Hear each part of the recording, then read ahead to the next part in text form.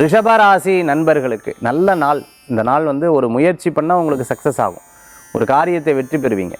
சின்ன சின்ன விஷயங்களை கோவப்படுறதை தவிர்த்துக்கணும். நிறையா டென்ஷன் ஆகிறீங்க பார்த்தீங்களா, கோவப்படுறீங்க பார்த்தீங்க, அதை தவிர்த்துக்கிறது ரொம்பவுமே நல்லது. ஏன்னா சில பேர் உங்களுக்கு ஆப்போசிட்டாக இருக்கிறவங்களுக்கு உங்களுக்கு கூட இருக்கிறவங்க பார்த்தீங்கன்னா அவங்களை அப்படி ட்விஸ்ட் பண்ணி விட்டு கோவப்பட்டதுக்கப்புறம் ஆட்டாட்டாட்டா கோவப்படுறாங்க. அந்த கோவப்படுறதுல நீங்கள் டிசிஷன் என்னென்னா ஒன்று விட்டுருவீங்க, இல்லைன்னா அதில் நான் பார்த்துக்கிறேன் அப்படின்னு, அதுதான் உங்களுக்கு தேவை. அதனால் கோவப்படுறதை தவிர்த்துக்கிறது ரொம்ப நல்லது. யார்? ரிஷபராசி நண்பர்கள்.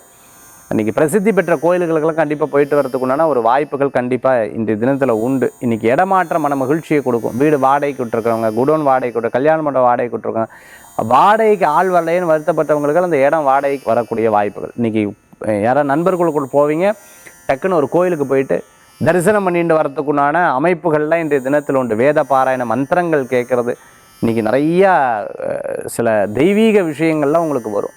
ரொம்ப பிடித்தமானவளை சந்திக்கக்கூடிய அற்புதமான தினமாக இன்றைய தினம் உண்டு.